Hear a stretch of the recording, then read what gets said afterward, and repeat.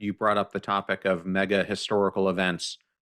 And there are things like World War I, World War II, the bubonic plague, you could say 9/11, but things like that. And as you mentioned, the whole COVID pandemic really shook up our entrenched norms and practices, and it started to stabilize our lives, which you're bringing up now is giving us a unique window of opportunity because people now recognize this shakeup. And I think it really has played a huge role in changing how we were working, being face to face to this virtual communication, as you're bringing up. But why do you believe that now is the time to seek a better balance between online and offline pursuits? I think the time is now because before there was not as much awareness as there is now. A few things happened together. We got so much more scientific data. I think there's no doubt about children. There's lots of evidence about adults that our current online offline balance is not helping us health wise or mentally and is affecting kids' development.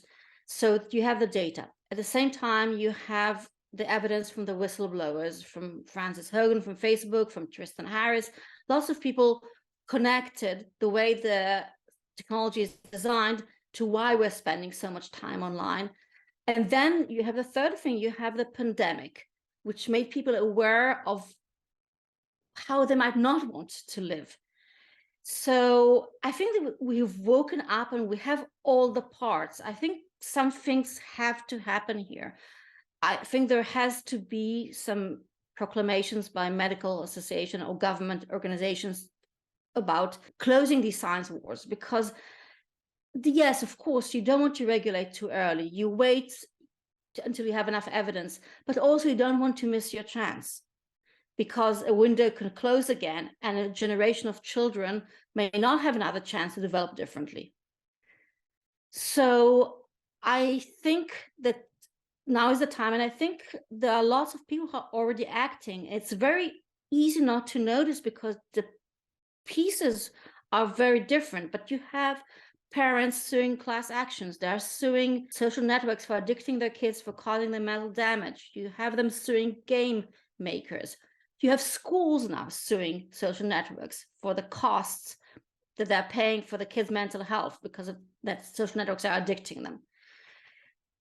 You have all these legislature attempts. You have antitrust lawsuits, which are important because they could destabilize this whole model, which is based on our time and our manning. Because if you break up Meta, for example, which owns Instagram, which owns Facebook, which owns WhatsApp, you create more competition and maybe more innovation. People may come up with different models based as subscription or maybe pay as you go, instead of a model which really means that companies have no choice but to find different ways to addict us because that's how they get revenue.